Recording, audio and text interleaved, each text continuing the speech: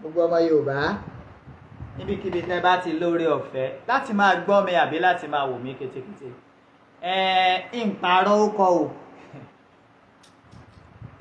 Omiyale Adémọ́lá ni mò ń jẹ́. Àwọn àgbà sì bọ̀ wọ́n ní bòwe bá jòwe ẹni gbọ́ mi bòwe bá jòwe ẹni téèyàn bá lè fèsì padà wọ́n lè bẹ̀rẹ̀ orí burúkú ni ló dífá fún Ẹniọlá Matthew Olúṣọ̀gá àti ìyá ẹ̀ tí mo fẹ́ fèsì ọ̀rọ̀ padà fún torí wọ́n ní ọmọ ọ̀sán ní í ṣe kí ni ní kópónpó bá yá ẹ̀ ọmọ ọ̀sán Ẹniọlá Matthew Olúṣọ̀gá ó ti kó pónpó ó ti kó bá yá ẹ̀ ló jẹ́ kí n fẹ́ fèsì ọ̀rọ̀ ránṣẹ́ padà. mo dúpẹ́ pẹ́ òkun àtọ̀sà atóńgòdò wẹ́wẹ́wẹ́ mo dúpẹ́ lọ́wọ́ ẹgbẹ́ ẹ̀yàn ọmọ Yorùbá torí mo tọrọ àforíjìn bó tiẹ̀ jẹ́ wípé lẹ́yìn tí mo tọrọ àforíjìn tán ọ̀pọ̀ èèyàn ló bọ́ ta lábẹ̀rẹ̀ sí ní sọ̀rọ̀ kò bá kò gbé sí mi wọ́n sọ̀rọ̀ sí mi gan-an ọ̀rọ̀ kò bá kùn gbé ọ̀pọ̀ èèyàn ló bẹ̀rẹ̀ sí ní bọ́ta ló ń sọ sí mi but ibi mò ń lọ kọ́hún bẹ́ẹ̀ náà lọ́pọ̀ èèyàn sì sọ fún mi pé kò sí nǹkan tí ń bí àwọn nínú ọ̀rọ̀ yìí kọjá pọ́ìntì kan tí mo raise wípé bí bàbá mi Àdìsá ọmọ Adéyẹmọ akukọ gàgàrà tó gorí àpáta lọ rèé létéńté pé tó bá ti dáríjì mí pé àbùsébùsé lákọ̀ọ́kọ́ ná lórí statement yẹn tó bá yẹ pé ló tún ọkọ̀ yẹn ẹ má bínú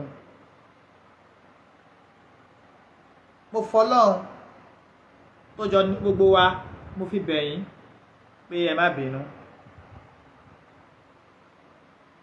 ọmọdé ò ní mẹ̀kọ́ jẹ kọ́mọ́ra láwọn bá sì máa sọ pé mi lọ́mọ Ìbàdàn lé Olúyọ̀lé ìlú Ògúnmọ́lá olódògbò kẹrin lójú ogun ọ̀bọ ṣòkòtò kẹmbẹ̀rẹ̀ bíi ìjà bọ́ ọ bá bú mi lẹ́yìn mi tí n bá dá ọ lóhùn mọ́ pọ́n ọ lé ni tọ́ bá bú mi lẹ́yìn mi tí n bá dá ọ lóhùn mọ́ pọ́n ọ lé gán ó ní ló máa mú mi dá Yèyé Dara lóhùn ìfẹ́ dáhùn tẹ́lẹ̀ àti Ẹniọlá Olúṣọ̀gá Matthew ọmọlẹ́yìn Alhaji Tajudeen Àgbẹ̀dẹ tẹ́lẹ̀ ló máa jẹ́ kí n fẹ́ dá ọ lóhùn torí pé àwọn nǹkan kan wà tó fi ń wé mi lẹ́sẹ̀ tí èyí ṣe tèmi. Àkọ́kọ́ oníwọ̀ ló mú mi mọ olóyè Sunday Àdìsá ọmọ Adéyẹmọ aláyé lọ rèé tutù ẹ̀ dànù má sọ bẹ́ẹ̀ mọ́ àlá ló ńlá màá sì ṣe analysis ẹ̀ lẹ́ẹ̀kọ̀ọ̀kan. Well, all I have to spend on this program is less than 30 minutes. All I have to spend on this program is less than 30 minutes. Yeye Dara tó ń sọ̀rọ̀ yìí ó ní iye ìgbà tó fi bú olóyè Sunday Igboho Àdìsá ọmọ Adéyẹmọ fi bí ọ́. Ó ní iye ìgbà tó fi bú olóyè Sunday Igboho ǹjẹ́ bàbá yìí fi bí ẹ́. Tí wọ́n bá wá ní kí lágbájá kan mórí wá kó fẹsẹ̀ ẹlẹ̀ ní ìsìn ó ṣe máa rántí àti máa bọ̀ kó máa rántí àṣìṣe tí wọ́n gẹ́gẹ́ fúnra rẹ̀ yẹn Yèyé Dara tó ti ṣe. Lóòótọ́ mi ò gbọ́ program ẹ ò ṣe lónìí àmọ́ kó dí ó lè bá gbọ́rọ̀ lẹ́ ṣe sọ létí ọmọ ẹ̀. Yèyé Dara ìlara ló ń bá ẹja tẹ̀m̀bẹ̀lẹ̀kún bẹ́nú ẹ̀jẹ̀ rẹ púpọ̀ púpọ̀ jù bó o ṣe gbógun ti bàbá Èkìtì náà nìyẹn. Ó mà ṣe o ìjọ kìíní àná táwọn Gani Adams sì láwọn fẹ́ pa ọ́ tọ́nà á fẹ́ gbẹ̀mí ẹ̀ ń ṣe lọ ń sá kiri bí ewé ojú omi. táwọn èèyàn bẹ̀rẹ̀ sí ní sọ pé ẹni bá ní kinní kankan jọ kí á ṣàánú rẹ ká má jẹ́ ó ṣe kíni ká má jẹ́ ó tẹnugbó bí ọwọ́. Lady K, Yeye Dara, I've never come for you. I've never in my life come for you. But o ti gugire kọjá ewé o ti tọpa odò tí ọ̀yẹ́ o ti pàdé olúwẹ̀rí. Pẹ̀lú ọmọ rẹ tẹ́jọ́ wà lórí ètò lónìí mí mẹ́ni ọlá máa ti rí mo dẹ̀ fẹ́ kí bàbá mi Àdìsá ó máa dé ẹmọ ọkọ máa gbọ́. Eniola Matthew Olúṣọ̀gá mi mọ̀ rí from anywhere. Ọláyọmí Kóìkí ló jẹ́ ká mọ̀ Matthew Eniola Olúṣọ̀gá ó sì dálẹ̀ Ọláyọmí Kóìkí ni. Eniola ó dálẹ̀ Ọláyọmí Kóìkí ó ní náà ìní Ọláyọmí Kóìkí fi lọ rèé gbé Ọpẹ́yẹmí tó fi lọ gbé wá Ọpẹ́yẹmí tá a jọ lọ sí detention ni ló fi lọ rèé gbé wá. tó bá gbàgbé bó bá rántí tó bá gbàgbé wáyé tó máa wá bọ́ sórí ayélujára lọ́dọ̀ ìyá rẹ Yèyé Dara tó níwọ̀ ló mú mi mo lóye Sunday Igboho akọni Oòduà ilẹ̀ Yorùbá tó lóye oyè tó lóye Sunday Àdìsá ọmọ Adéyẹmọ jẹ bí ọ̀bọ ọba gbọ̀ tó kó nílà áká ìwọ àti ìyá ẹ tẹ́jọ gbéra yín sórí ètò lọ́ọ̀rẹ́ bí olóyè Sunday Igboho pé ta ló mú oyè yẹn wá sílé.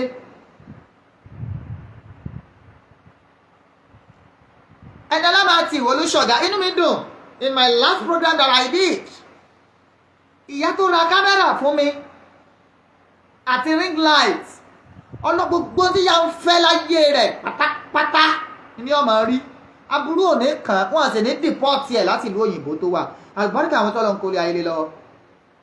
What do you want to derive from all this? kí ni tó o fẹ́ gbà ń bẹ̀ ọlọ́mọ rẹ̀ kú ọmọ rẹ̀ kú tó sọ ń gbà yẹn ọlọ́mọ rẹ̀ kú ń gbà tó ń tẹ̀lé Tajudeen àgbẹ̀dẹ nígbà tó ń ṣe union lẹ́kọ̀ọ́ ni. ẹni tó sọ̀rọ̀ ò ní gbàgbé ẹni tó sọ̀rọ̀ lè gbàgbé ẹni tó sọ fún lè má gbàgbé. I don't know you. ìgbà tá a fẹ́ ṣe rálì Tolúlọpẹ́ Arótilé tí bàbá mi Àdìsá ọmọ Adéyẹmọ pè mí ní mo mọ̀ ẹ́ náà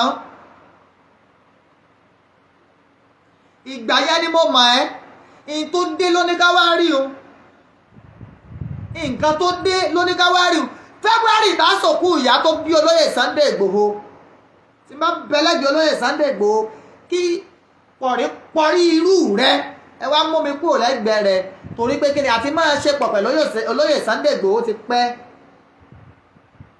olóyè Sunday Àdìsá ọmọ Adéyẹmọ di akọni Oòduà gbogbo ilẹ̀ Yorùbá as far back as 2014 èmi tí mo ṣagbátẹrù rẹ̀ rè Ògún ni ó pa yìí tìrantìran. bẹ́ẹ̀ bá fẹ́ ṣọ̀tẹ̀ mọ́ bí tá ṣọ̀tẹ̀ sí ìgbà tá ń gba donation bá a ṣe fẹ́ ra mọ́tò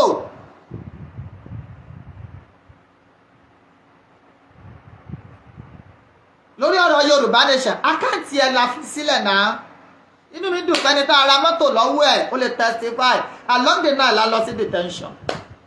I never ask you for a kobo till now gbogbo àwọn tó ní o fún ìyá mi lówó which you only gave her 15,000 naira ó wà ń bẹ̀ náà àní èmi wá bí ọ léèrè ọ̀gá rẹ Ọláyọmí Kóìkí ìyẹn Olúṣọ̀gá ìwọ Olúṣọ̀gá Eniola Matthew ọ̀gá rẹ ọ̀gá ẹ̀ Ọláyọmí Kóìkí ṣòdalẹ̀ ẹ̀ ni ó ní tó sọ́npa Kóìkí náà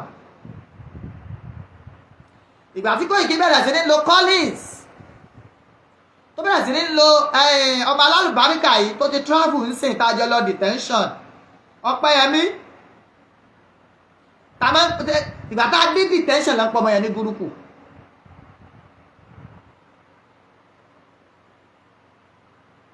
So just torí Ọlọ́run if you want to let me tell you ẹ jẹ́ sọ ọkọ gbogbo ara yẹ. I seek for forgiveness. Wípé ẹ dáríjì mi kì í ṣe lórí nǹkan méjì. Bí ó ṣe wípé I deserve to do so. Mo ní láti ṣe. So ìwọ tó tó wá mú mi lẹ́yìn ìgbà náà definitely o ní nǹkan tó fẹ́ gbà ńbẹ̀ ni. Tó bá ní tó fẹ́ gbà ńbẹ̀ ni ẹ̀yin ọ̀dàlẹ̀ ní kíní kan lẹ́yìn tí mo ti apologize. Then you suit yourself. You do what? You suit yourself.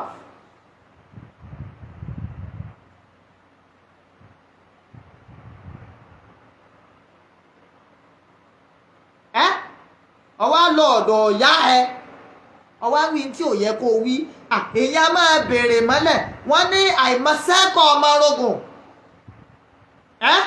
àìmọ̀ṣẹ́kọ̀ ọmọ orogun ní mú torí bomi gbóná àìmọ̀ṣẹ́kọ̀ Dara kí ló dé èmi àti ẹ àjọ ní nǹkan kan papọ̀ náà. Through the time of tribulation, through the time of my trial, me bu any agitator. If bu anybody, I stay on my lane. Me bu anybody, torí mo nífẹ̀ẹ́ everybody. Inú déjé kí n dẹ̀ wá ta kí n apologize. Bàbá mi àti sábà Adéyẹmọ àkùkọ gàgàrà tó gorí àpáta lọ́rẹ̀ elétéńté. Bàbá yìí sì ni mo dáríjì ẹ wholeheartedly. Ẹ jọ̀ọ́ kí ni tó wá dé? Kí ni tó ṣẹlẹ̀? Ẹni ọlámàtì tó fi lọ́dọ̀ ìyá rẹ tó lọ ń sọ̀rọ̀ mi. Ìwọ ló mú mi mo lóyè Sunday Igboho 2014 nígbà tí olóyè Sunday Adisa ọmọ Adéyẹmọ tí ẹ di akọni Oòduà alẹ́ Yorùbá wíẹ̀wà yìí. Ojú apá bàtà ajá apájọwọjọwọ etí ẹ̀. Ọmọ Ìbàdàn ní mi fa. Kí ló wá dé? Ìjọ́ kìíní àná náà ìwọ Dara yìí bó ṣe bẹ̀rẹ̀ sí ní parọ́ mọ́ mi nìyẹn nígbà tá a padà pè ẹ́ onítorí pé mo fún bàbá Èkìtì ní àtìlẹ́yìn. Ọ̀rọ̀ gbogbogbò kìí sì í ṣe lórí alábàáhùn ìwọ Yeye Dara. Ó ṣe lọ wábì kan kó jókòó jẹ kó bẹ̀rù ọba tó jọ ní wá. Kò bẹ̀rù ọjọ́ kan pé ọjọ́ kan ìjọ kan ń bẹ ọjọ́ kan ń bẹ tó pàdé Ọlọ́run fẹ̀lábò sí òfò tó ń ṣe kiri. Ẹniọlá Matthew Olúṣọ̀gá wá búra pé wọ́n ló mú mi mọ́ lóyè Sunday Igboho àmọ́ bó ti ẹ̀ wá ń bí ọ́ pọ́ìntì kan ìgbà tó lóyè Sunday Igboho ṣáàdì akọni Oòduà alẹ́ Yorùbá káàfọ̀tà lọ béèrè bó ló ṣe wáyé ta ló mú oyè ìrìn yẹn wálé.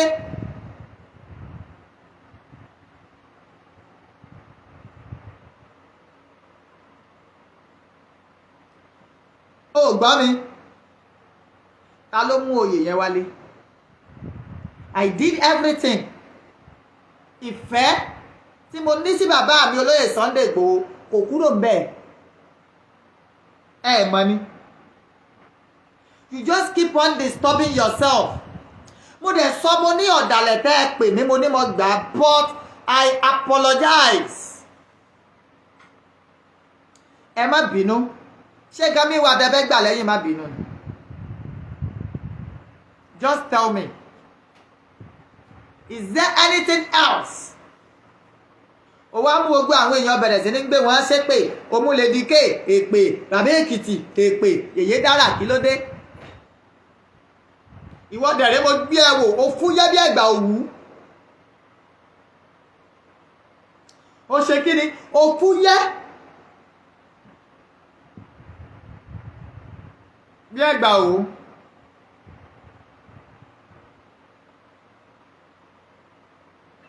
Kí ló dé?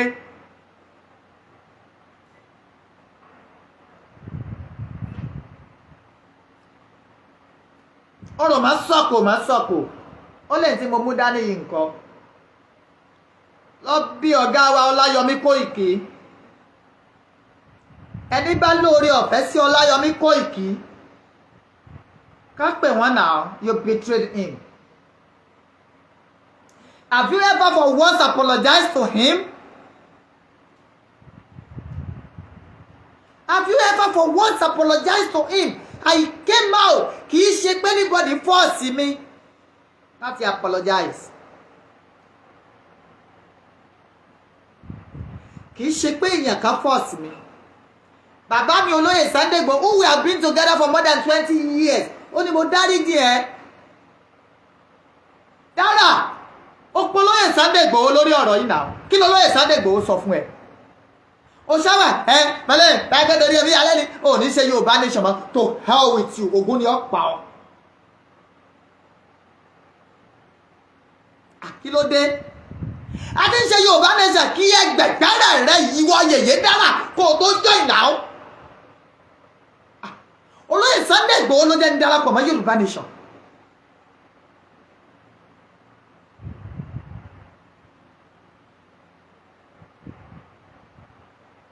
Olóyè Sunday Igboho ìlú jẹ́ ń darapọ̀ mọ́ Yorùbá nation. Kí ló wá dé? Mi ní kólókó amároko mo ní kólódù amárodò. Kí ló wá dé Yèyé Dara sọ fẹ́ ṣòfò ni? I've never come for you before. For ọjọ́ tó ti gbọ́rọ̀ mi báyìí, ó bẹ̀rẹ̀ ìbànújẹ́, ó bẹ̀rẹ̀ òfò. Kí ló dé? Kí ni mo ṣe fún ẹ? I just come to stand. I have just 2 to 3 minutes left. Kúnlé.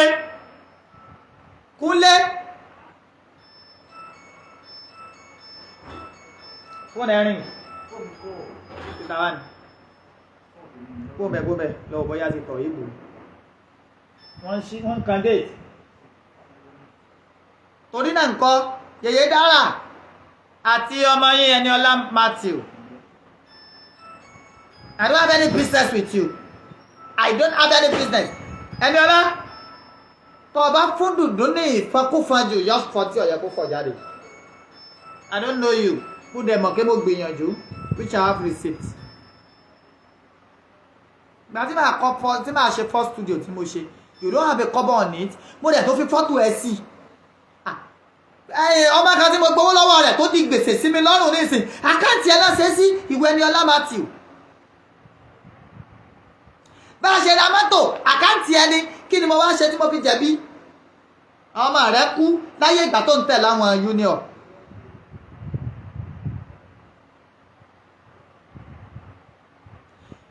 Ẹ̀ẹ́dẹ̀ lè dẹ̀rín àárín èmi àtọlóyè Sunday Igboho rú. Kò sí ní dábẹ́ ṣe. There is nothing you can do. Àkí ńlá ṣẹgbẹ́mẹsẹ̀ ní òní kò. Àmọ́ àkí ńlá ṣèyàn mọ́ torí èèyàn ọmọ bẹ àtáyà mọ̀lìkìyà ọmọ ni. Olólùfẹ́ ẹni ọmọ bẹ pẹ̀lú yàn ni. Kí ni mo wá ṣe? Yèyé Dara àti àtọmọ ẹ̀. Ẹ lọ rè sowé agbẹjẹmọ́wọ́. Olóyè Sunday Igboho ní ká mi lọ́wọ́ kò. I'm not a fool. Ní kì í ṣọ̀dẹ̀. I know what I can do. I know what I can say. Tẹ́ bá lọ rè tọ́ mi. Tẹ́ lọ rè fún dúdú mi ní fakúfa. I'm going to give you in hard time. I repeat, and I'm warning you. I'm giving you that last warning. Ìgbà wo ni Eniola Matthew Olúṣọ̀gá mọ olóyè Sunday Igboho? Kì í ṣe kọ́ ìkìlójú ọmọ olóyè Sunday Igboho. Èmi wá ń sọ fún ẹ akọni Oòduà ilẹ̀ Yorùbá tólóyè Sunday Igboho oyè ràbàndẹ̀ yẹn lọ́ọ̀rẹ́ bolóyè Sunday Igboho léèrè pé báwo lóyè yẹn ṣe jẹ́. You don't need to come for me. If you come for me, I will give it to you very hard. I'm a strict and very stupid and useless human being. And mo ya wèrè ọmọ jàmbá ni mí. Mo máa ń respect èèyàn gbogbo ìgbésí ayé mi. You do so many things that I just overlook it. I did what? I overlook it. Tí ló bá yẹ lè bí mi tí n bá yẹ lè gbé gbogbo àṣírí ẹ̀ bọ́ta. Ẹ̀rọ bá o yọ bá ọ gan o. Lẹ́yìn Yèyé Dara lọ́rẹ́ ṣewé agbẹjẹmọ́wọ́. I'm not after you, then you should not be after me. If you are after me, I'm going to give it to you very hard. Lóye Sunday Igboho ní pé bàbá wa tí ń bẹ ní ọ̀run dárí ẹ̀ṣẹ̀ wa jì wá. Mo rántí ọ̀rọ̀ bàbá yẹn ni o. Bá ṣe ń dárí jì àwọn tó ń ṣẹ̀ wá. Don't mind me the Christians the way I go by it. I'm not a Christian. But mo rántí ohun bàbá wa tí ń bẹ lọ́run. Ní mò ń kà fún yín. Kí ló wá dé? Ẹ̀yin eléri burúkú ẹni re arásọ̀ọ̀rẹ́ mọ́wọ́. Ẹni ìyàbí ọ̀nà bẹ̀rẹ̀. Àtọ́kú mọ̀kú amọ̀nú mọ́ lọ. Ẹ̀yin tó yẹ ká fi ṣe nǹkan oṣù. Tẹ́ ẹ ṣe mistake wálé ayé tẹ̀ ń dalé ayé láàmú. Ẹ̀yin tá àbá tàkà fowó rẹ̀ dàtòpà tẹ́ ẹ sọ́ra ayé di àjítanáwó ògún ni ọ́ pa yín tìrantìran. Kí ló dé? Wọ́n dákẹ́ and I'm telling you this is something to give you very hard. Àwọn media kan wà who are very reasonable. Àwọn media kan wà very very reasonable. Yeye Dara ó sínú àwọn tó lọ́pọlọ. Ó sínú àwọn tó lọ jogún làákàyè fún. Ìwọ igẹ́gẹ́ ló bá struggle Yorùbá nation jẹ́ from day one. Àbólórí burúkú ara rẹ̀ kọ́ ló bú bàbá Èkìtì. Tó bú Professor Banji Akíntóyè tó pè wọ́n lẹ́ran tó pè wọ́n lọ́bọ. Kí ló bolóyè Sunday Igboho tán? Kí ló dé?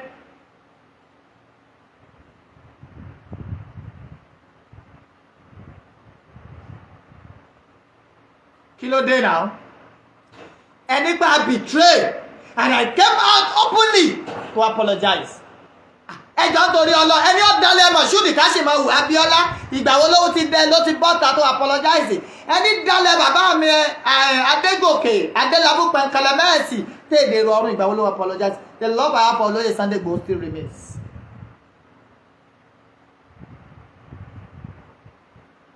It still what? It still remains. Wọ́n ní bá a bá dákẹ́ àádákẹ́ kú ni. Àyè sì fara sínú kú. Yeye Dara dúdú rẹ̀ ńlá ta pọ̀. Ìjọ́ kìíní ọ̀nà sí rẹ̀ tí Ìbà Gani Adams ló wọ́n pa ọ́ dànù àwò pé bóyá Ìbà Gani Adams ò mọ tó ń ṣe ni àmọ̀pá mọ tó ń ṣe ìwé ẹranko lásán tó da owó sọ ìyàbóra. Kí ló dé? Ẹ wá ń sọ gbótò wóró. Ẹ wá ń sọ wátà. Ẹni bá ní kí n kú 100 ọdún sí ni yọ ṣáájú mi kú ni. Ọ̀fọ̀ ọmọ kí ọ̀fà ya kí. Wọ́n fi gbogbo tó ní kí.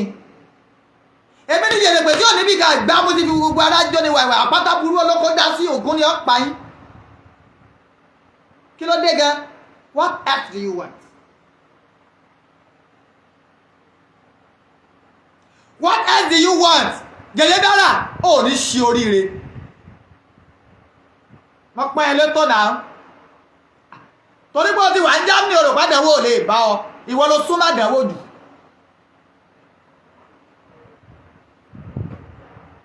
Kí ló dé? I came out openly to apologize. Mo bẹ̀ gbogbo ìran Yorùbá pátápátá. Ibi ẹ dákun o. Ọmọdé ò ní mẹ̀kọ́ jẹ kó mọ̀ra lọ. Ẹ dáríjì á. Mo apologize. And you still have the guts to come out and start saying rubbish. You are stupid.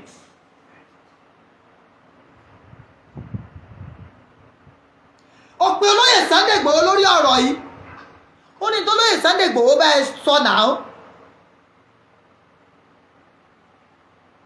Ó pe Olóyè Sunday Igboho lórí ọ̀rọ̀ yìí. Ẹdún náà Yeye Dara tí ẹ bá ṣe pé oyo lórí burúkú nú ẹ̀dá. When did you people know Olóyè Sunday Igboho? You are talking about a relationship of more than 15 years.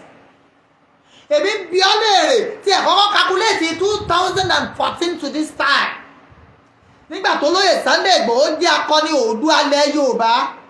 Ọdún mélòó nù? Amokomagari ọ̀dẹ̀ commander in chief of àwọn dẹ̀dẹ̀rìn. Tell me and let me hear you. Kí ló wá dé? Èyí ẹni ọlọ́mà tí wọ́n dẹ̀ dẹ̀dẹ̀rìn Amokomagari yẹn Now, I don't know him. Mi mẹ́ni Ọlá Matthew, olóyè Sunday Igboho ló jẹ́ kí n mọ̀. Olóyè Sunday Igboho gan ò sí lè dì náà pé Koiki kọ́ ló mú ọdọ́dún àwọn. Koiki ló introduce ẹ sáwọn. Ṣèbí ìgbà tá a fẹ́ ṣe rally Tolúlọpẹ́ Arótilé ni mo mọ̀ ẹ́. And I did everything a friend can do for each other. Mo wálé ẹ̀ láìmọye ìtàn náà. Èyí mọ́ra jù bá náà lọ mẹ́sẹ̀. Ìbàdàn sì gbónílé ọgbà àlejò kọ́dà ọgbà wèrè ọgbà mukun mẹ́kọ̀ọ́ ọgbà ọ̀dẹ̀ ọgbà láìní làákàyè ọgbà síwìn ẹ̀dà. Ebi ọmọ pa síwìn ní ẹ̀dà. Right no? Ebi ọmọ pé ó síwìn ní ọmọ pé làákàyè rí ò pé. Ibù Quran gan tí Quran máa ń sọ̀rọ̀ tó bá dé stage gan yóò ní àfọlọ́ ha ta kìnnú náà. Ẹ̀yin ọlọ́pọlọ ni mò ń bá yóò sínú àwọn tó lọ́pọlọ.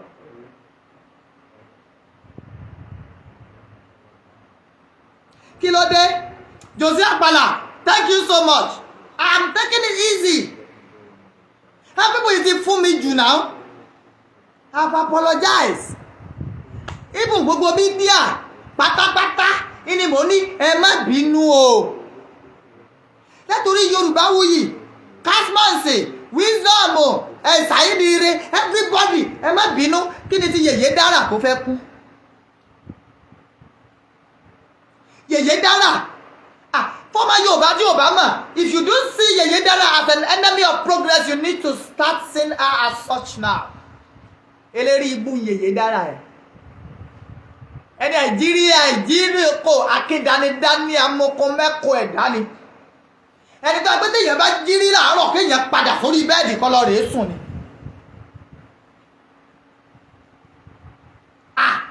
Kí lẹ fẹ́ kí n ṣe? Ẹni kó ní ọ̀sá ẹni kó dàtọ̀wọ́ ẹlẹ̀ ọ̀dà alẹ̀ kí lẹ fẹ́ kó lè ò ṣe? Kì í sì ìsajá là ń bẹ̀rù bí òṣòlówó ajá. Anybody tó bá rántí dáadáa yóò rántí pé Yeye Dara gẹ́gẹ́ ló bá struggle Yorùbá nation jẹ́.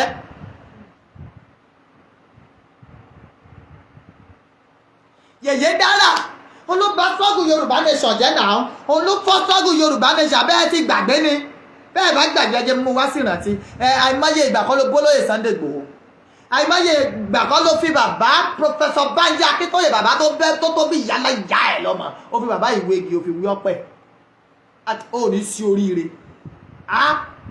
wọ́n mọ̀ gentle gan o gentle kọ́kọ́rọ́ tó ṣí mi tó dè mí ń bẹ lọ́wọ́ olóyè Sunday Igboho ni. Kọ́kọ́rọ́ tó ṣí mi tó dè mí ọwọ́ olóyè Sunday Igboho ló wà. Olóyè Sunday Igboho ló jẹ́ kí n ṣe Yorùbá nation. Ìfẹ́ olóyè Sunday Igboho ni mo ní tí mo fi ṣe Yorùbá nation.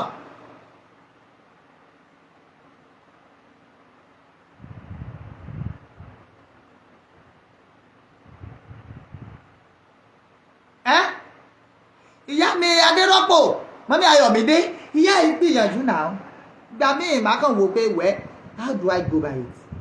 Àwa bọ́ta ẹni ọlá dáadáa tí sọ̀rọ̀ mọ̀lẹ́bí rẹ tó bá gá yàtà ju bó ṣe wà lọ wá sẹ́kún sí ọwọ́ rẹ̀ débò tí ẹ ló ń fi lé rẹ́ǹtì sáwọn èèyàn gbálé lọ́ọ̀rẹ́ ni. Tó lórí ibú tó bá gbálé lọ́wọ́ rẹ olórí ibú bíi tiẹ̀ náà ló bá jẹ́. Ẹgbẹ̀rún rẹ kò tó mi dá lọ́nà. Èmi ọmọ ọjà abá èṣù lẹ́ ń bọ́ lágbólé wa náà èṣù gbèlèké. Olóyè Sunday Igboho ìfẹ́ rẹ̀ lọ́kàn mi ni ó jẹ́ kí n dákẹ́ gbogbo ìgbà tí mo dákẹ́ because I don't want to use my own issue to tarnish the image of this man.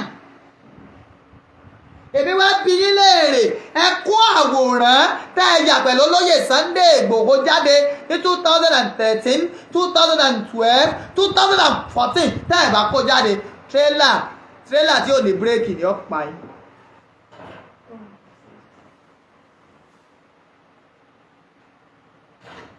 Kí ló wá dé? Kí lẹ fẹ́ kí n ṣe?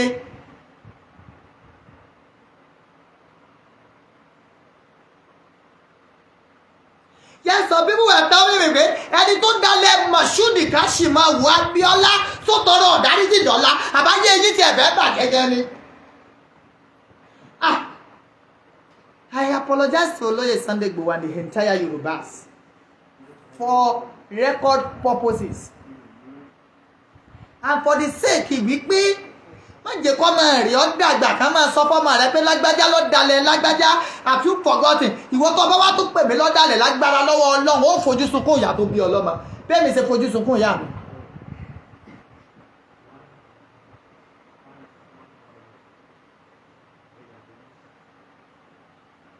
bẹ́ẹ̀ mi ṣe kí ni bí mo ṣe fojú sunkún ìyá mi ṣé ẹ̀rọ kó rọrùn ni February láǹsì ìyá tó bólóyè Sunday Igboho tí tó bólóyè Sunday Igboho bá ti wá dúró báyìí tí mo wà lẹ́gbẹ̀ẹ́ rẹ̀ jọ ń torí Ọlọ́run mọ́lọ́pàá rẹ̀ wá ìwọ Yeye Dara dandan yìí tó bá tiẹ̀ mọ̀ bọ́ dán lójú wọ fáìtì máa bọ̀ ìgbà tá à ń ṣe struggle yìnbọn daràn náà ni ọ ìwọ yìí náà ló pín rálí Èkìtì sí méjì tó ọ ṣe tiẹ̀ lọ́tọ̀ tó ní bàbá Èkìtì ọmọ ṣe tiẹ̀ lọ́tọ̀ for what reason kí la fẹ́ gbà bẹ́ẹ̀ ẹ wo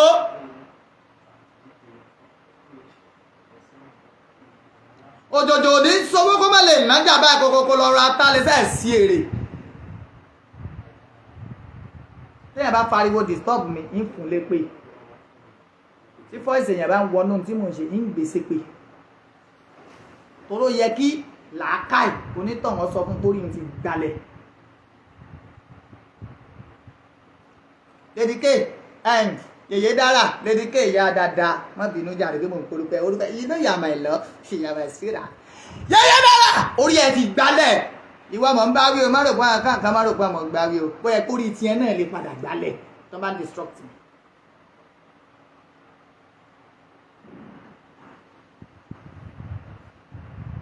I'm telling you this. I'm giving you this warning. I will start coming out for you. What? Yeye Dara, ṣe ya wèrè.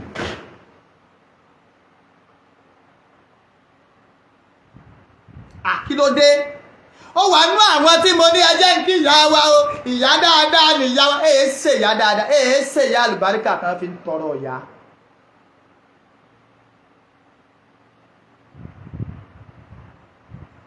Kí ni mo ṣe? Mo ti apologize pé ẹ má bínú. Yorùbá wuyì nígbà ìyá ẹ̀ ṣe bú mi tó ń ọ̀dáhùn. Bàbá mi ìlú Èkìtì bó ṣe bú mi tó ń ọ̀dáhùn. I love them all and I'm apologizing to them. They are abusing me because they love me. Jẹ́ǹbẹ̀rí alán eégún létí abitapoli lọ́nà ẹ̀kùlé kí n tiẹ̀ o ọ̀dẹ̀ wákà. Torí náà nǹkan màá máa fi ṣe lọ. Eégún ẹni ìsìnléwọ̀ kan nà lọ́rẹ́ wọ́n ní bàbá kò sọ́nà ń bẹ̀. Yeye Dara irú rẹ̀ kọ́. Eégún ìsìnléwọ̀ kan nà lọ́rẹ́.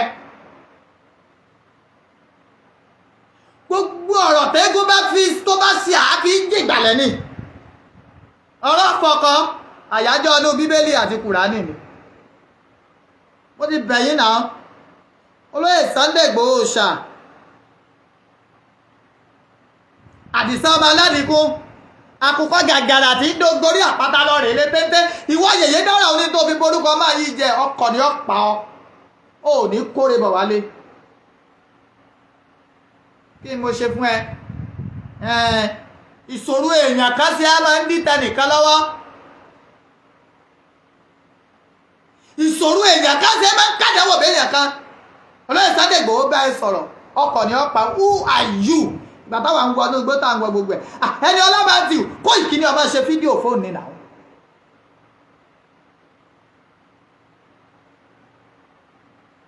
tá a bá wá dé ká dẹrú pọ̀ mọ́mọ́ ká dọ́mọ pọ̀ mẹ́rú ṣé n tó burú mẹ́mbẹ́ ni.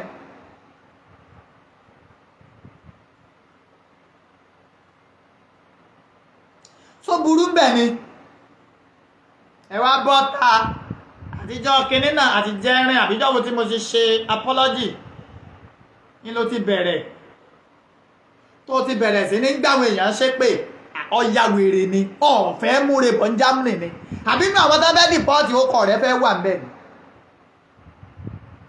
kí ló dé ẹ wọ àwọn ìyá mi tí mo fẹ́ràn ẹ̀gbọ́n mi tí mo nífẹ̀ẹ́ wọ́n ti ń bẹ̀ mí tí bá dẹ̀ ti rí wọn mo ti lólóyè Sunday Igboho adákẹ́ gbogbo ẹ̀yin tẹ́ ń wò mí ẹ̀ ní fojú sunkún ọmọ ẹ̀yin tẹ́ bú mi ẹ ṣé ẹ̀yin tẹ́ yìn mí ẹ ṣé kò sẹ́nikẹ́ni tí ó fọwọ́ gbé ọmọ sí àlùbáríkà àwọn tó lọ ń kólé ayé lé lọ́wọ́ èmi lọ́mọ Ìbàdàn ní Olúyọ̀lé ìlú Ògúnmọ́lá olódògbò kẹrin lójú ogun ọ̀pọ̀ ṣòkòtò kẹgbẹ́rẹ́ bí ìjà èmi lọ́ba gbọ́ sọ́sọ́ ogun mọ́sà ọmọ gbọ́ yàyàmọ́yà ẹ bá ló yá ọyá bẹ́ẹ̀ bá ní dáná ogun yá yín wọ́n dáná dákun wo ó dàbọ̀.